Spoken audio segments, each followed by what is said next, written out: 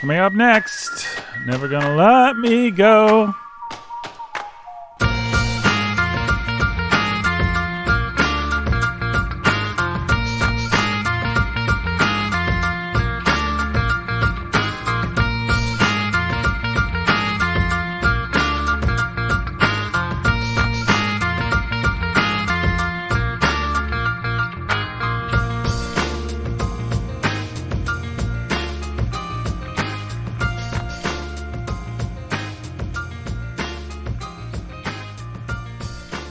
Hey everybody, welcome to Never Let Me Go, part 2. Bookening in the dark. Bookening in the dark, bookening after dark. That's right. Here we are. This is going to be an interesting podcast. We are doing this literally in the dark. The lights are out. A storm killed the power. We are using our reserve battery power on our recorder right now. Maybe this episode will be short. I don't know. If this episode cuts out in the middle... We've never really had to test out how long this field recorder will last. Right. Yep. So I'm calling it right now, folks. If this episode just dies in the middle... This is what you get. We'll be back next... If I die in the middle of this sentence... Whoa. Then I won't be back. But if this episode dies in the middle, then we'll be back next week. So wouldn't that be weird and exciting and fun and different? That would be. Let's kind of hope it happens. Speaking of weird, exciting, fun, and different, Brandon, hey, you are fun. Thanks. 1 out of 4 ain't bad. Wow, Nathan. Not that weird, exciting, or different for this podcast. Frankly speaking, I don't think any of us are. Yeah. But podcast Like for this podcast? What do you mean? For the world of the bookening, I think the bookening in and of itself is all 4 of those things. Okay. By our powers combined, we are all 4 of those things. But would I say that for the listener of the bookening who comes every week for those qualities, any one of us represents those qualities? No. I wouldn't say that. Yeah. But you are... But together we are a triforce that creates those things. You know, you took the words right out of my mouth. Great. Together we are a triforce that creates those things. Yeah. You know?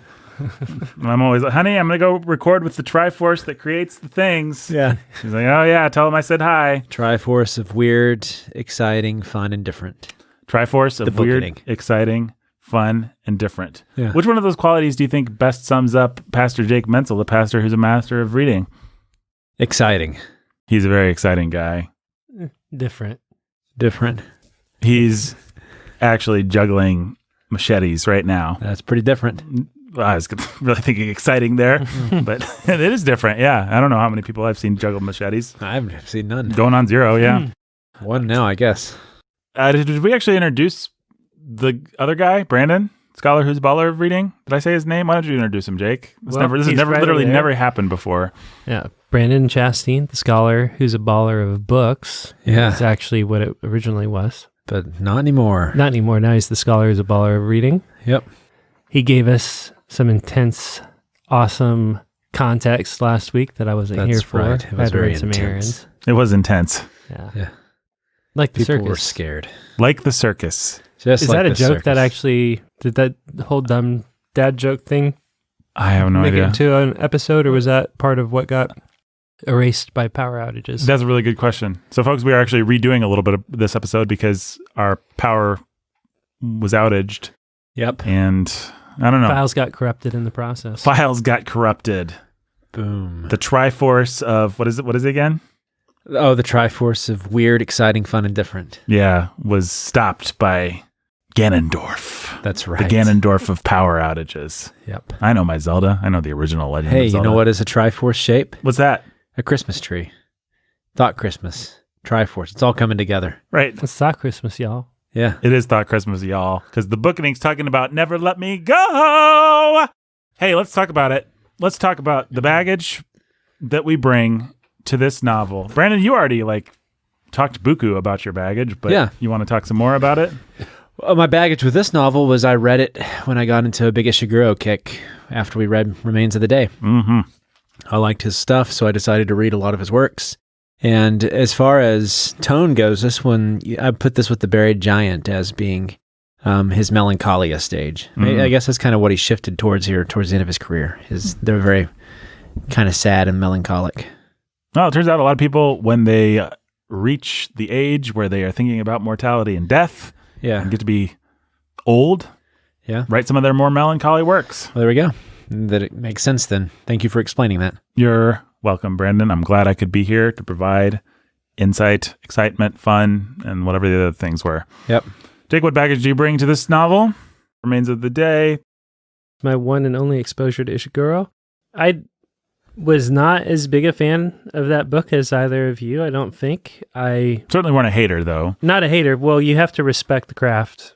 And there was no question we were dealing with a master craftsman. So I respected what he did, but I didn't really, wasn't all that into it. So it was a good book. Well done, well written, whatever, but not my bag. Never Not let your me go, bag. wasn't. Yeah. So True or false, you were never an emotionally stunted butler. true. Huh. Yeah. Brennan, on the other hand. Yes, I am a butler.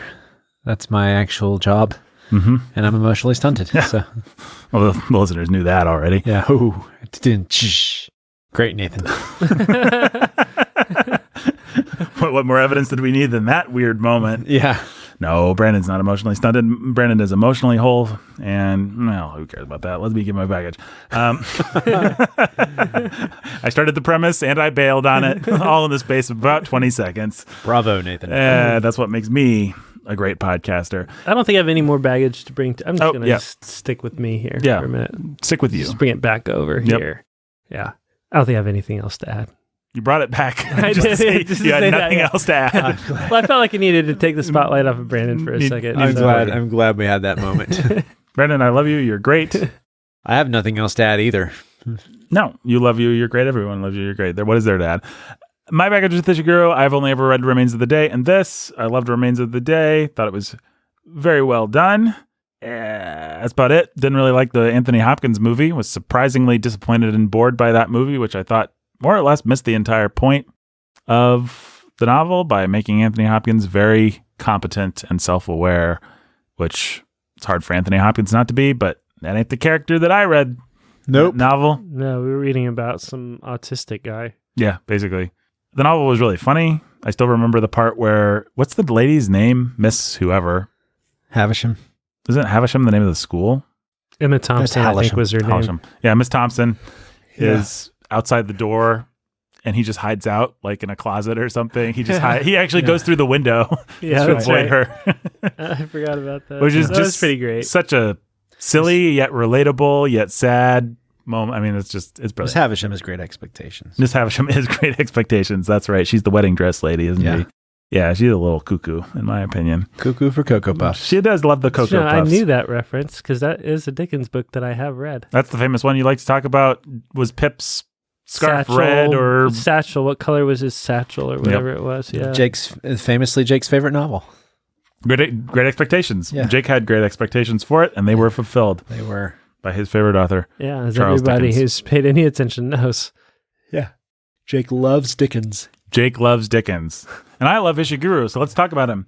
We've said our baggage.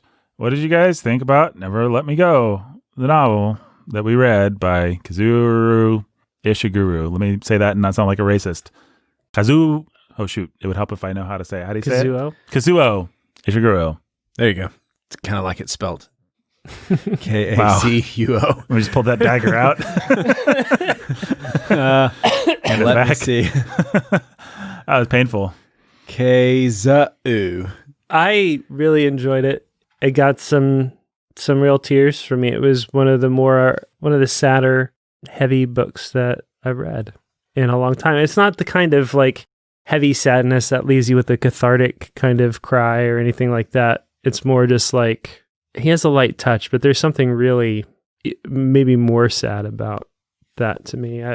Well, we just read Shakespeare. There's nothing cathartic in this tragedy. It all plays out slowly. Basically, it's tragedy in slow motion, and you don't get the moments. You get Tommy screaming in the woods. Right. That's about it. And that's like seen from a distance. You don't get big moments. No, it's just sort of, this is all really sad, isn't it? And with a real feeling of futility. I really liked it. I think I called it melancholia porn in our Slack channel. Yep.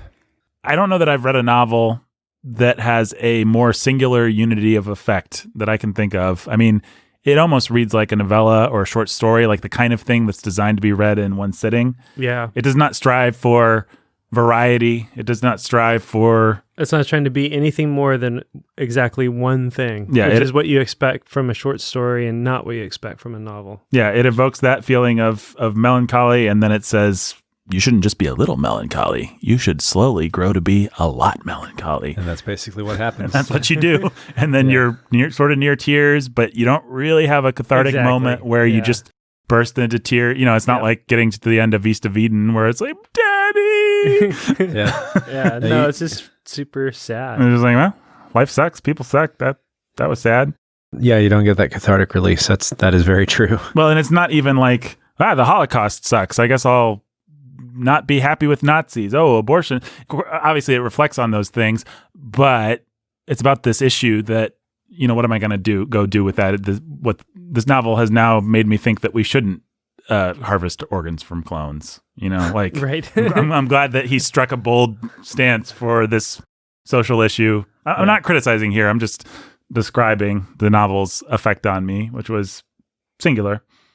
Singular both in the sense of it has one effect, and singular in the sense that I can't think of that many other... I can think of a lot of short stories that do things like this, but I can't think of that many novels. Very similar to Hills Like White Elephants in the effect. Yeah, that's a good reference point. It's like, well, that couple is doomed. Oh, well. They're not making it. They're not making it. Yeah. Hope she doesn't get that abortion. Life sucks. Yep. People are monsters. Oh, well. Not oh, well. I don't know. Maybe oh, well. Yeah, I don't know. I don't know if it's oh, well. Yeah. There is, I guess your oh, well is coming from the fact that the novel does kind of have a sense of futility, inevitability, that there's really no way around this. There's not anything they can do about it. Well, yeah, and the characters don't, the ways that they, what's the Dylan Thomas thing? They strive against the... Rage, of course. I don't know why I couldn't pull that. I'm an idiot. The rage is all subliminated and muted, and Kathy's just kind of accepting her. Kathy's the name of the protagonist, right? Yeah. Kathy and Judy and Tommy, is that who it is? No, it's Ruth. Ruth, right. Yeah. And Ruth is the more outgoing. Ruth rages a little bit, and Tommy has one scene of real raging. Rage, yeah. But our protagonist is just like accepting it, and it's part of what makes it beautiful, and part of what makes it sad, and part of what you could maybe criticize if you wanted to criticize something. Yeah. Brendan, you haven't really... So he tells it from, I think he intentionally tells it from her perspective. I hadn't thought of it this way. It's interesting that usually someone writing a story like this, like in the face of a dystopian future, they would want to give us the character who does at least try to rage some. Mm-hmm. And so that's where the catharsis comes from, either them failing. Is Brave New World, is that the one where he pretty much fails at the end? Yeah, he wants to get outside of... Yeah, well, I don't have to recount the plot for people, but yes. Yeah, or you have like Fahrenheit 451 where he does rage and he wins. Or 1984, he rages and he pretty famous. Well, we won't say. I won't spoil it because we're going to read it, and I don't think Jake's read it. I haven't, and I don't know. Yeah. And so those are typically the options you would have, and you would think the storyteller would go from one of those perspectives, but Ishiguro chooses... He says, what about the perspective of one of any infinite number of people that just sort of... accept it and go with it. Right. Let's not tell about the Holocaust from Schindler's perspective or from the perspective of somebody who even got out. Let's just tell the story of some random person on the train. And that might be where it's frustrating to people. It's because we don't have those typical plot notes that you're looking for of where they see that the institution's evil and they want to go out and fight it. They're going to go out and prove their humanity to the world. Yeah. Instead, all that takes place in the background, and you realize that that's what those people in Halisham were trying to do. Mm-hmm. And that's why it had to close in the first place. So instead, that's the story most people would have wanted to see, right? That's the moral story. The teacher and the... Yeah, that's the story they would want. Yeah, Miss Lucy's going to... And then when they railed against the society, maybe be a martyr. Right. And when they were defeated, then there's some catharsis there. But instead, he shows us the story that sometimes people do rail and they are defeated, but that doesn't mean a lot to the people who are still wrapped up into it. Mm-hmm. They still have to go on living, and this is the way that they do it, and this is the way they cope with it. And that's kind of the story he's telling. Maybe that's helpful to people because Yeah, it's a very sad, melancholic story, but that's the way that this woman has chosen to make sense of the world for herself. Right. Well, and that's the world that, I mean, sorry to actually try to bring it home here, but that's the world we've lived in since 1972 or whenever Roe v. Wade was. Yeah. Yeah. You know, we live in a world that accepts the murder of millions of unborn children and harvests their organs for scientific purposes. And most of us just go on living as though it's not even happening. Right. And what are we supposed to do about it, right? Right. Yeah, there are those who rail against it. There are those who fight against it. But really, in the end, the institution, the society just quells it, puts it down. Well, but anybody writing a novel about abortion and anybody writing a novel about this sci-fi conceit, they're going to personify the institution. You know, there's going to be the bad guy or the guy that's just doing his job. We're going to get something, whatever they want to do, whether it's evil or just banality or whatever. And there's going to be the people on the outside. You know, it's like To Kill a Mockingbird. Yeah, we're stuck with Scout's point of view, but a lot of what we talked about in that book is how many different points of view and people she manages to cleverly, ironically capture with Scout. And Ishiguro is almost obstinate in his unwillingness to do that sort of thing. He really wants to keep the scope of this thing limited to these three characters. Kathy H., man. There's some stuff that's vaguely on the periphery, you know, some assumptions you can make maybe about society, but not really. I mean, we don't really know ultimately how society copes with this, how banal their acceptance of it is. We know that Miss Lucy tried to stand against it and got shut down. And we know that these people kind of live in the real world and accept their fate, but we don't know why. He's not interested in answering those questions. Yeah. One thing that is, when you're reading Ishiguro, I think you can't assume that he automatically wants you to just identify with the narrator. Like, he doesn't necessarily want you to. A lot of the emotional power of his stories comes with you not necessarily distancing yourself from the narrator, but not completely seeing yourself as the narrator. In other words, the narrator is a part of the story. They're first person telling this, and he's not like telling you this is the only way to feel about this, right? Instead, you're supposed to examine Kathy H. and her responses, and that's part of reading the novel, is not completely feeling as though you have to feel some sadness for her too. You can't just get wrapped up into her. Some sadness and some, he wants to ask, you know, should you feel outrage on her behalf? She doesn't. Yeah. But should you feel outrage on her behalf? Yeah. And so I think that's really important, because if you get wrapped up in thinking that you're supposed to identify with Kathy H. completely, then I think you're kind of misreading the story. That's what I think we were touching on last time when Jake was doing his errands, which is that Ishiguro is not so postmodern that he doesn't allow there to be a larger context that informs this story. There is a thing that's actually objectively happening to Kathy H., and we are called to have an opinion on that and to have an understanding of that, even when Kathy doesn't. Fails to understand it. Which is a lot different than, say, Salim Salam or whatever his name was in Midnight's Children, where you never really get to step outside of him and be like, okay, here's the reality. Here's how much of what he was saying is BS. Here's how much of this was magic. Here's how much of this was just in his head. Like, it's all muddled. It's all... And intentionally so. That's the effect, and that's the pleasure, I guess, of the book. And the point. But Ishiguro is not interested in that. You're supposed to understand things that the butler in Remains of the Day, whatever his name was, never did. Or Kathy H. What he does in both of these books is he basically says, here's a fish that's been living in very strange water of their own making, maybe, in the case of the butler in Remains of the Day, or of this other world. We often don't have the ability to step outside of ourselves and examine the air we breathe, because it's the air we breathe. We take it for granted. And so here's a chance to step outside and see the air that somebody else breathes. And that's then supposed to make us reflect on, well, what is it in our world, in our society, or in my own life, in the case of Remains of the Day, that I just take for granted. I don't see. I have these assumptions. I have all this cultural baggage that I just accept, or because if you end up reading it the other way, you might step away from this thinking that, like, this is a almost narcissistic or something book. Like, it's just about, because all his books are from the first person. But I don't think that just because they're from the first person that makes it where he means for you to be. He's not holding Kathy H up as a paragon of somebody you should be. No, Ishiguro as a storyteller is a character, and you're engaging with him in a tri-perspective kind of a way. You know, it's not just a dialogue between you and Kathy H. It's a dialogue between you, Kathy H., and Ishiguro, who's standing on the periphery and directing like a film director. Yeah. And he'd be the first one to acknowledge his cinematic influence.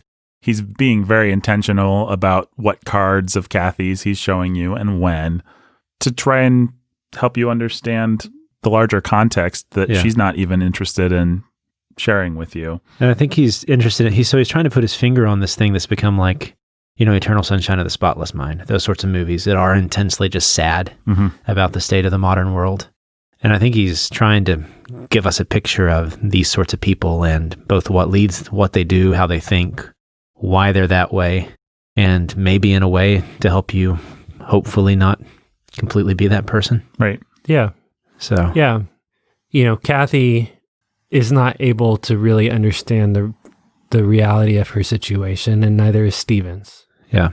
And okay, so in what ways am I like Kathy or am I like Stevens? Am I not able to understand myself or not able to understand the world I live in because of, you know, part of it should just, I think, tends to drive you to that place of, hey, these people have such obvious blind spots.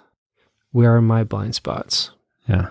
Which is beautiful. I think if I am going, and I don't know whether I want to criticize anything about this novel, but insofar as I maybe have a little discomfort with it or something, insofar as I could criticize it if I wanted to, what he does there is so perfect. It's such a closed loop that, I don't know. There's something that you could argue it feels a little coy. Like the novel could be about anything. Right. It also could be about nothing.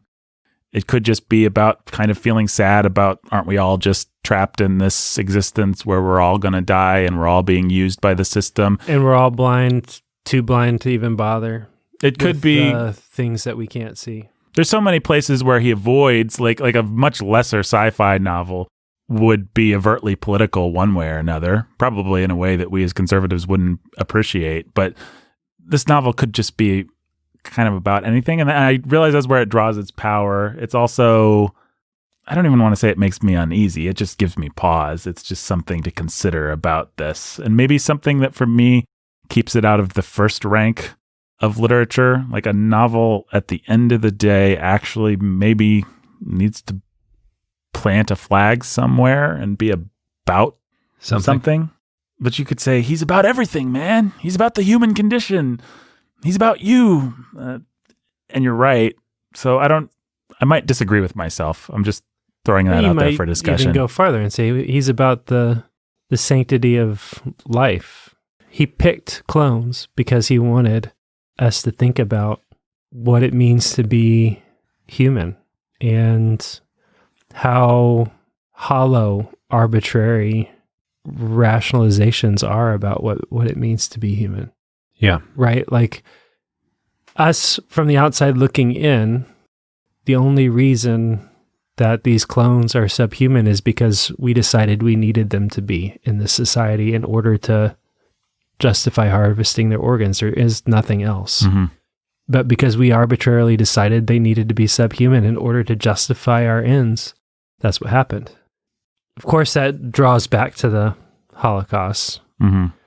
Of course, it's very easily applied to abortion. But yeah, he's definitely, he wants to be in that position of just saying, I'm just asking the questions, guys. Yes. Yeah, and there's something, it's a beautifully done version of that. That in and of itself is maybe not enough for me to want to put it on the first tier. Like you wish that literature. he had offered some answers. Like Tolstoy asks every conceivable question he can think of, answers 1,000 of them, leaves 20,000 of them unanswered, and has a grand old time doing it. Yeah. And that's why he's on the first tier. Same thing for Shakespeare. Jane Austen asks 5 questions, and boy, does she know the answers. Yeah. To every one of to them. every one of them. But she's right. But she's right. She is right.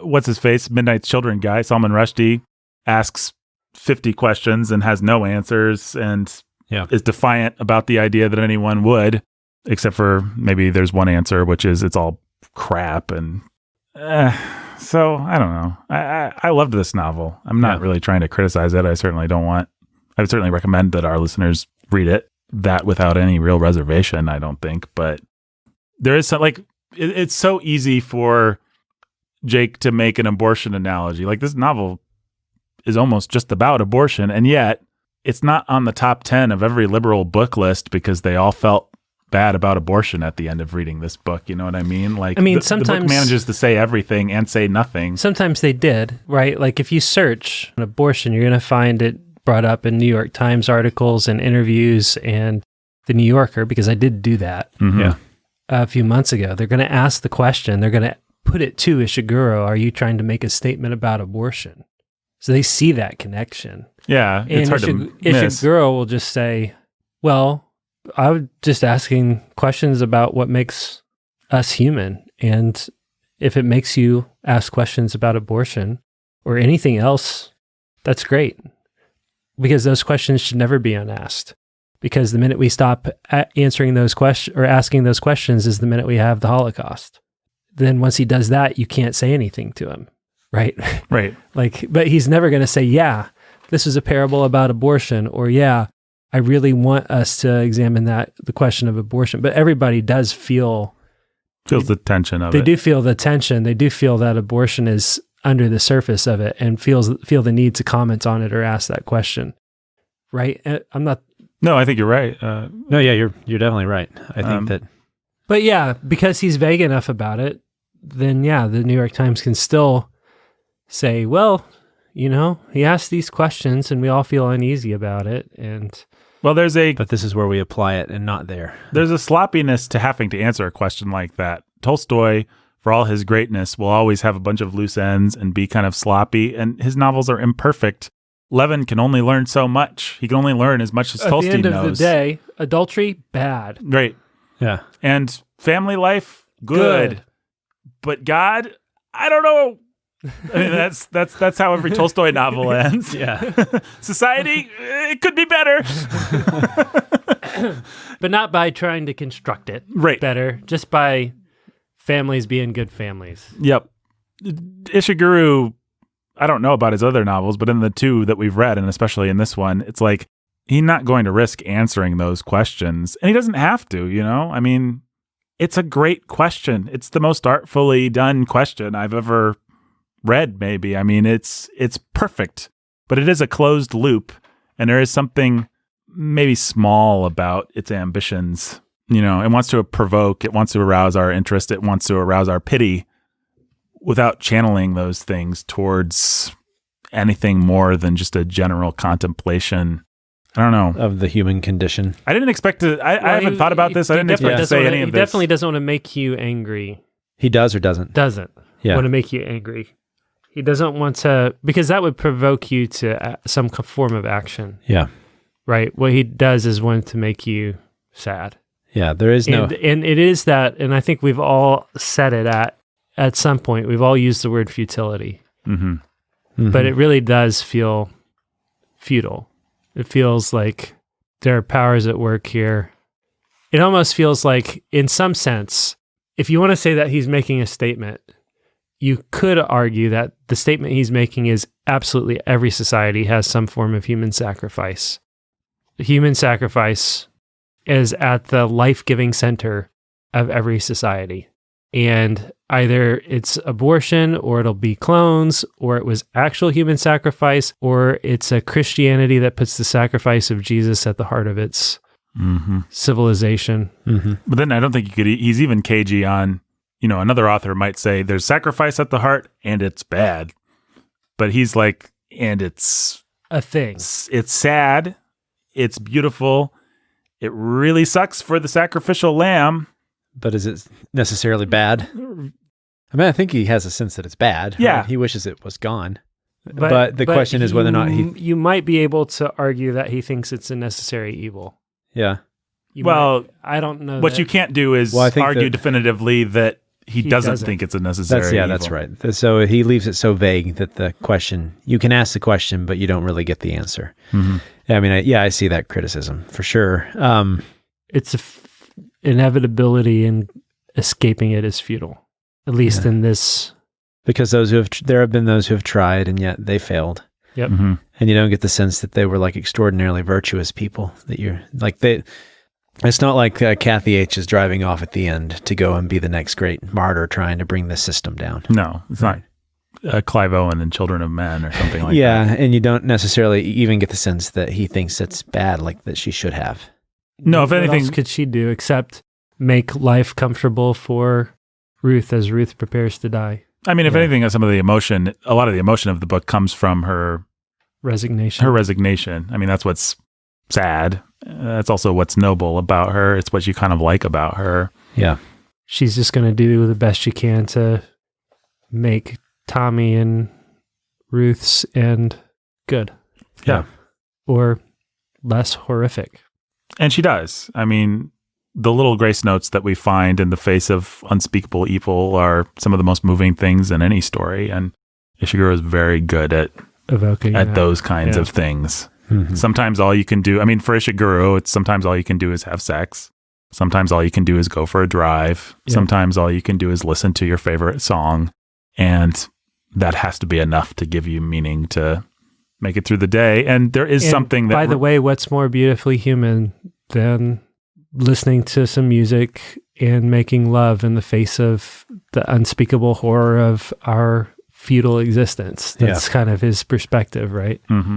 Okay, but I really like this book, and I don't want to talk the Bookening's official take into being anything less than glowing. So somebody needs to push back on any discomfort that I've expressed about. Brandon, you love this novel, and you love Ishiguro. So what do you think? Sitting there thinking? Yeah, I don't think that there has. I'm sorry, I'm just going to interrupt this because I don't think there has to be a real pushback in order to justify this novel's Yeah, I think that's true. Recommending this novel. Yeah, so I think we talked about this with the Remains of the Day episode. I think that in the end, this is what you get from Ishiguro. Mm-hmm. As far as the postmoderns go, he's got one of the more honest takes on what people do in the face of that. Mm-hmm. He doesn't have any answers for you. Right. Like he gets really close. He gets to the sadness. He gets to the emptiness. He gets to the futility of anything outside of Christ. Right. He doesn't try to offer you society as an answer. He doesn't try to offer you like human betterment as an answer. He just says, this is who you are. Now, he never realizes that basically what he's doing is tiptoeing around, well, yeah, this is exactly who you are unless you have the gospel, right? Mm-hmm. Mm-hmm. But he really puts his finger on just the horror and sadness of what it means to just be adrift in this world. Yeah, he doesn't offer. So it's like you have all the political movements, everything that's happening right now. He doesn't offer you any of that thing as solace. That's solace, right? Right. It's the interactions between these people. And now he does have his criticisms where it's like, yeah, this is a society that's chosen to define life in a very limited way so that it can justify things to itself. And here's how these people have to deal with that. These people who have been categorized as subhuman or as not even human. And yeah, he doesn't offer you any answers, but I don't think that I'm with Jake. I'm not sure that he necessarily has to. No. To make it worthwhile. I would say in order to be in the first tier, he should. I would say the limit of this book's ambition is the limit of this book's greatness. I guess that's what I'm positing. Now, who cares? His answer, I think, would be, if that's your definition of the first tier, then that's not where I want to be. And okay, fair enough. But if I'm trying to decide, if I am trying to quantify or qualify it, I would say he is less than a truly great writer because he does not have the courage to actually pursue his ideas beyond a certain point.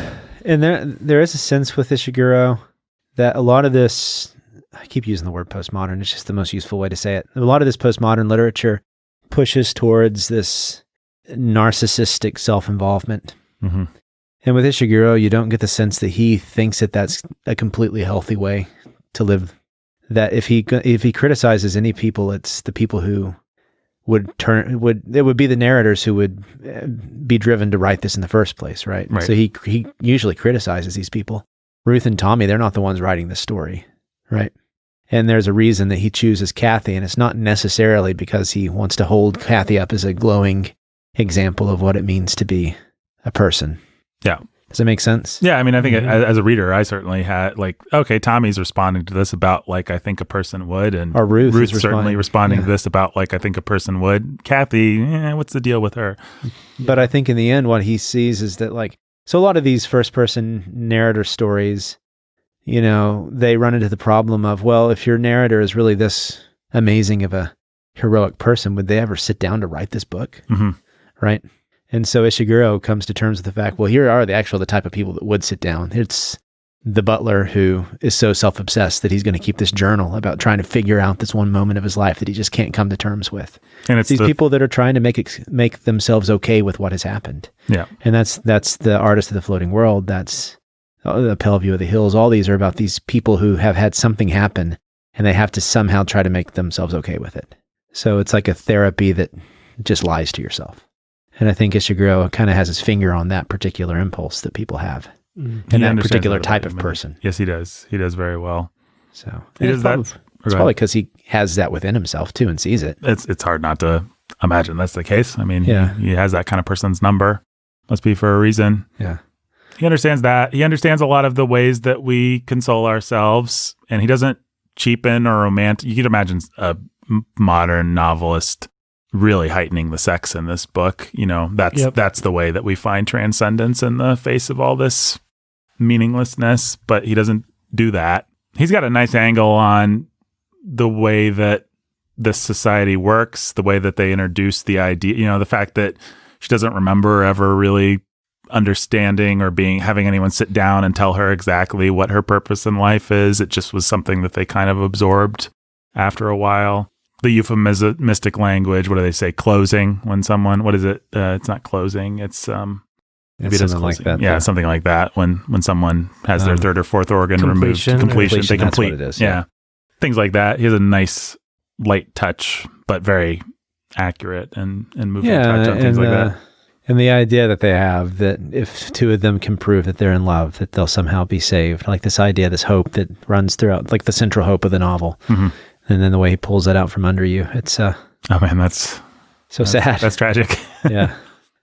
I guess that would be my attempt at a defense there. So again, something that hopefully it didn't come off as too much of an attack. No, it wasn't. But I think what you're saying is fair. But I just think that you have to, and you could criticize an author like, so he's a very literary writer. Mm-hmm. Like another guy that we love is Dennis Johnson. Right. But for writers like this, you have to almost let them show you how they need to be read. Yeah. Does that make sense? Yes. And if you're not willing to let them show you how they need to be read, then you're going to misread and misunderstand what's going on. Yeah. And so if you approach Ishiguro thinking that he's holding out this sadness to you as the only solution to life, then I think that you're missing the point. That you have to understand and have to think about the fact that Kathy H. is the one telling the story. Right. That's an interesting idea. The idea that the author teaches you how to read their book. I don't know that I've ever thought of it in that terms, but it's really true. And it's really a good way of explaining the people that just don't like this book. It's not that they're blockheads or anything, but I think there's people who are just like, nah, I don't want to read it that way, Ishiguro. Yeah. Like, I'd rather not think of it that way. That's just not my speed. And fair enough, but certainly known more than one person who, well, that's why we were at pains in our context to say it's not really a sci-fi book, because you can imagine, this gets lumped on lists of the best sci-fi novels. Like, if that's what you're looking for, there are a lot of sci-fi people out there who hate this book because it's just bad sci-fi. Yeah, rightfully so. It's not good sci-fi. Yeah. Like, if that's what you're looking for, then yeah. Because it doesn't spend chapters and chapters of exposition explaining the intricacies of how this society came to be in the first place. Which, if that's what you want, that's fine. Plenty of books out there for you. Not written in luminous, deft prose. And, okay, Brandon thinks you're stupid, but I like you. Gosh, what else do you guys want to say about this book? It's weird. I'm going to just make a point that if it's weird doing this episode in the dark, it feels sad. Yeah.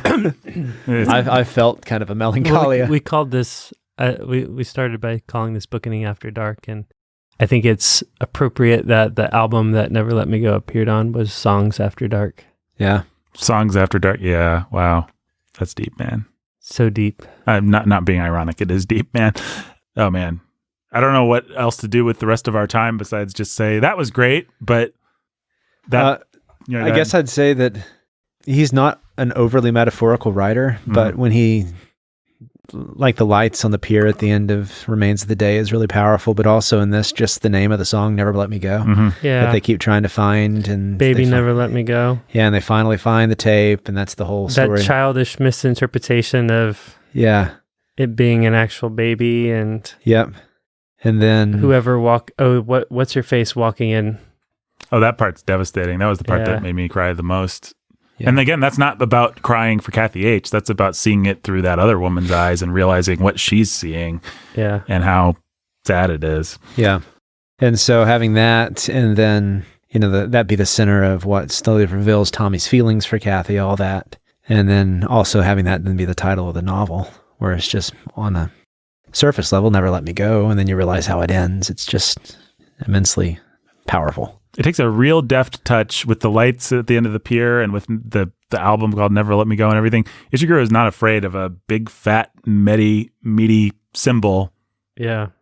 And pulling that off without making it stupid. Without it being melodramatic or ham-fisted. I think most modern writers just wouldn't even try it. Unless they were trying to be super pulpy. Yeah. Yeah. If you could try and be over the top or something like that, but the fact that he's able to, he not only has the courage to do it, but then just gets away with it in a way where it just feels really natural. It's admirable. It is admirable. It's a neat trick. Yeah. Yeah. Do you guys think that I call that melancholia porn. Do you think that the melancholy for melancholy's sake of it all in this novel could be self-defeating or bad for a certain sort of reader? Do you think that there's people that could get too wrapped up in what this novel's doing? I think that the kind of person that, likes to sit on rainy days and read nothing but Ishiguro and think about their existential angst should probably stay away from too much of that.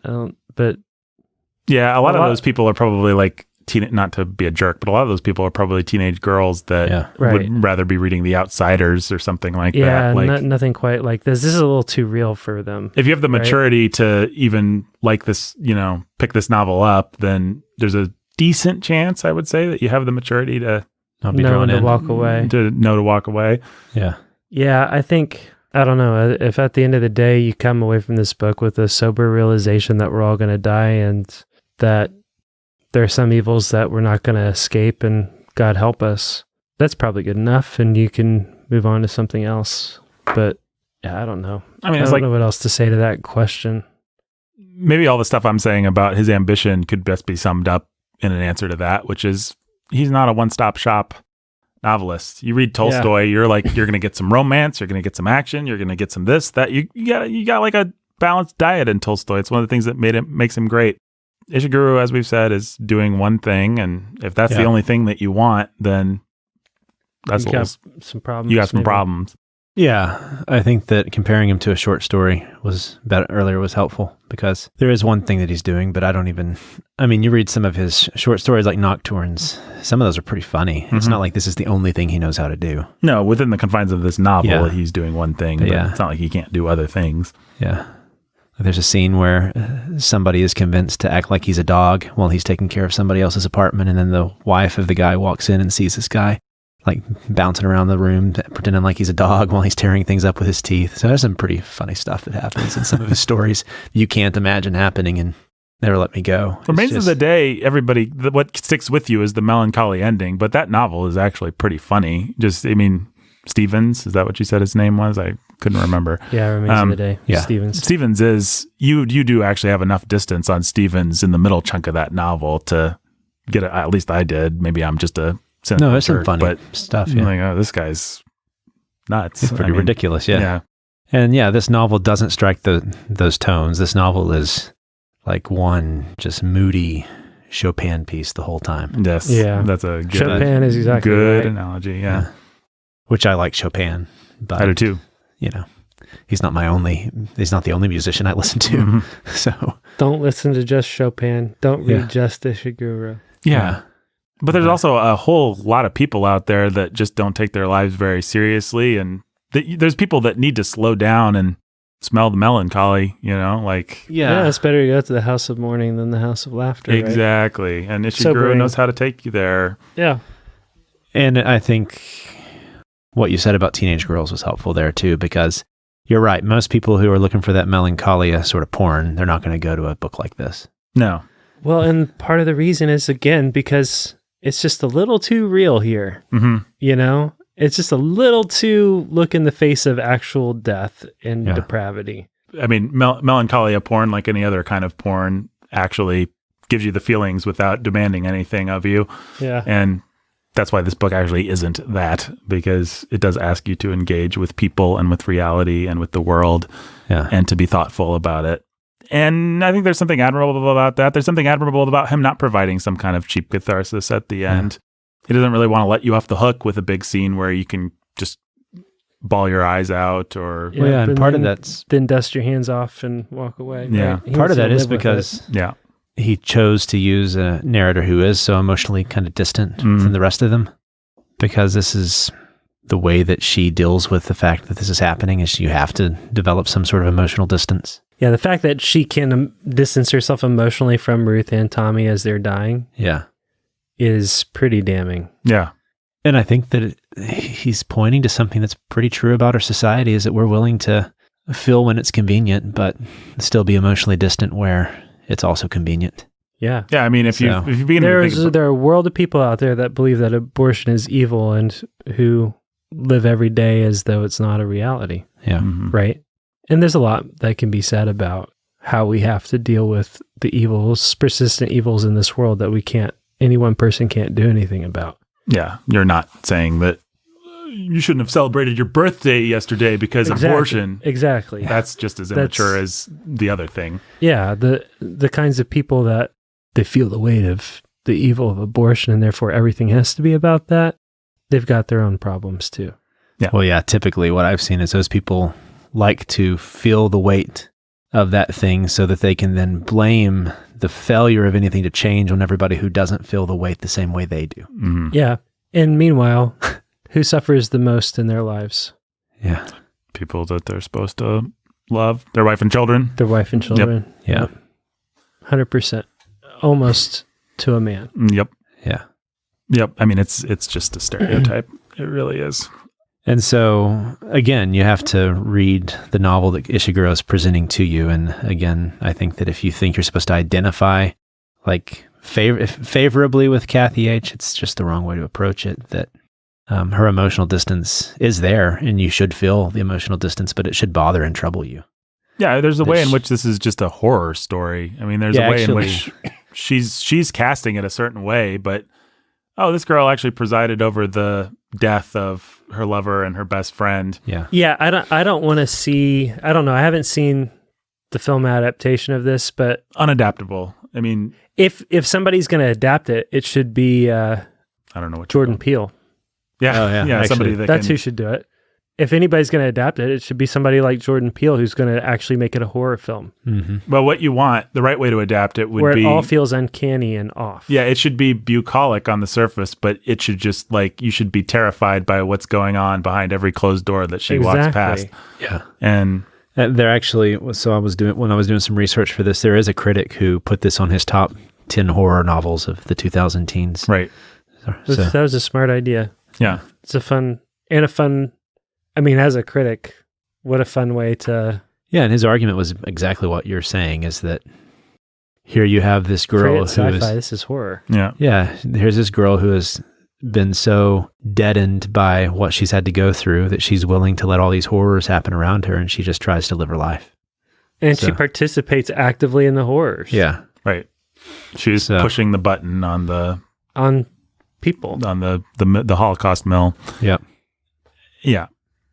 And what is the society and accepts the fact that she's going to turn around and get in the chair and have the button pushed on her. Mm-hmm.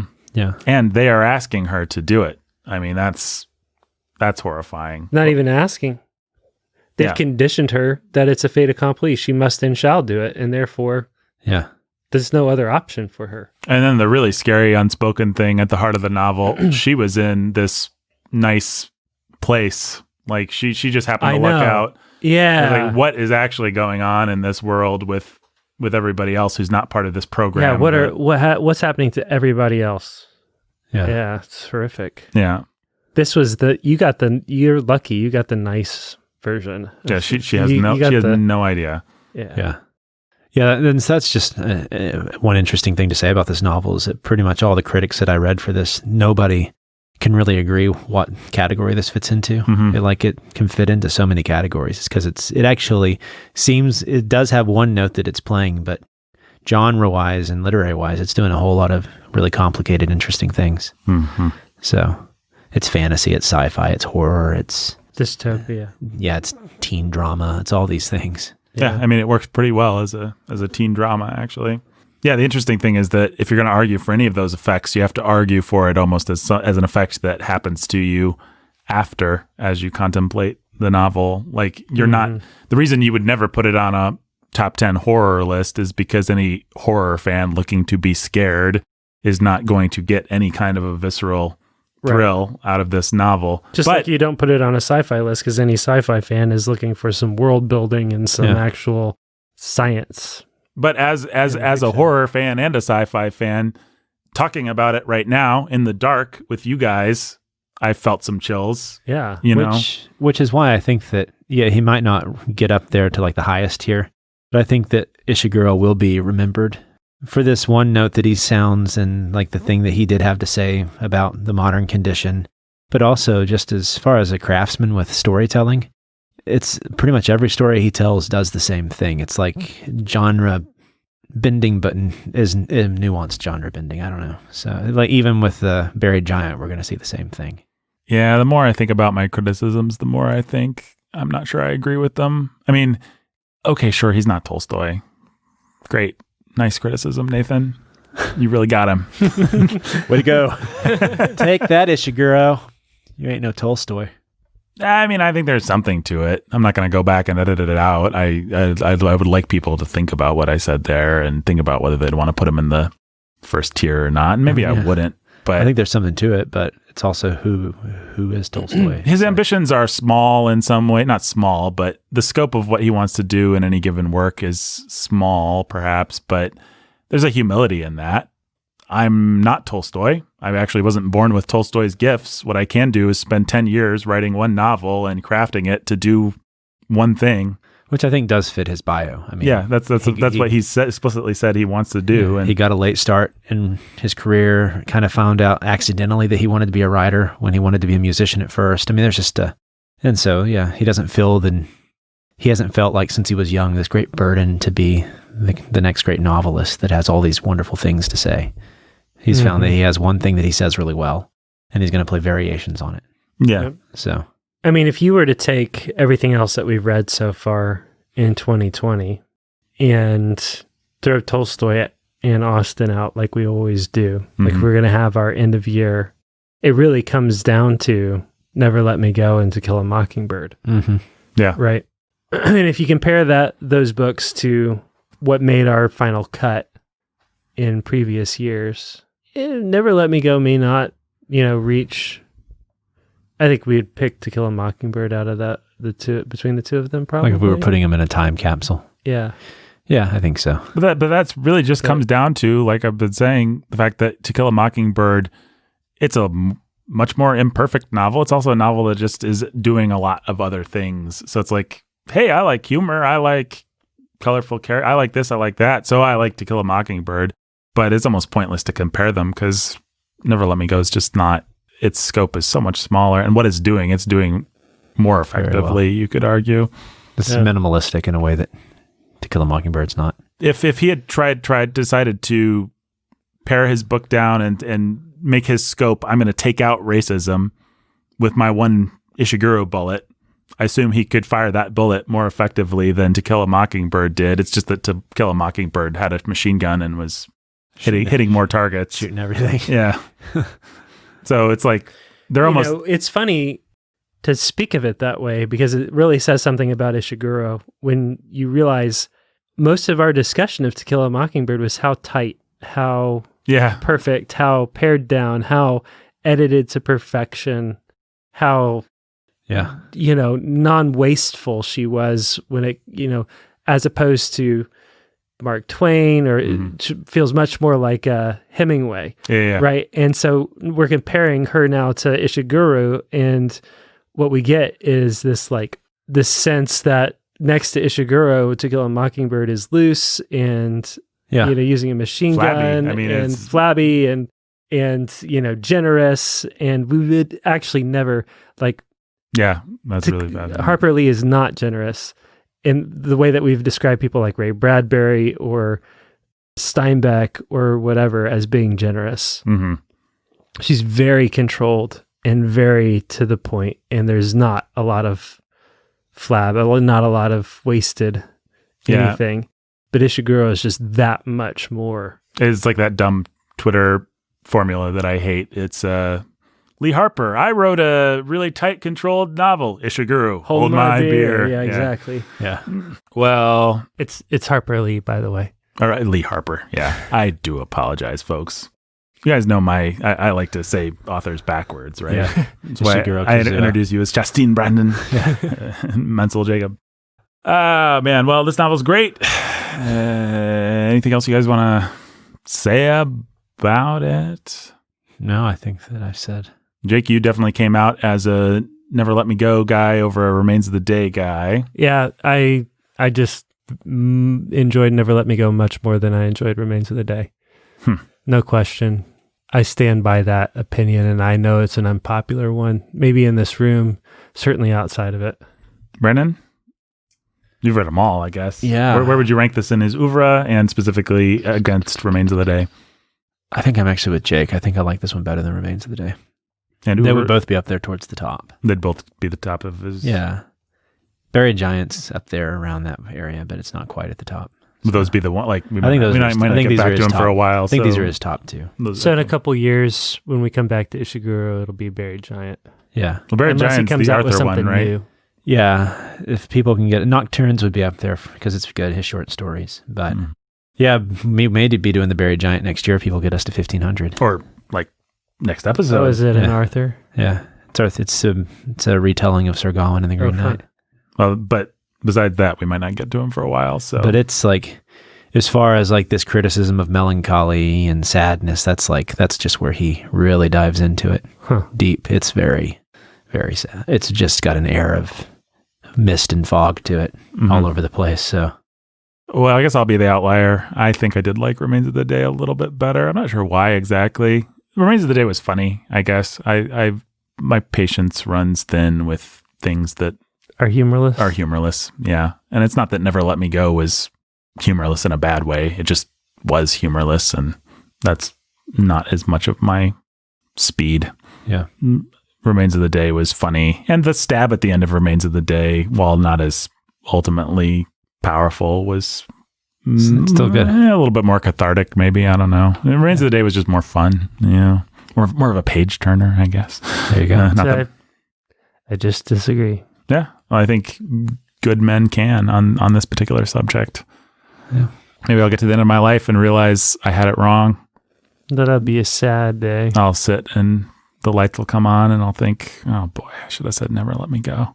I missed it all those years ago. And then you'll die. And then I'll die. And they'll take my organs. Yeah. We are clones. We are clones. Yeah.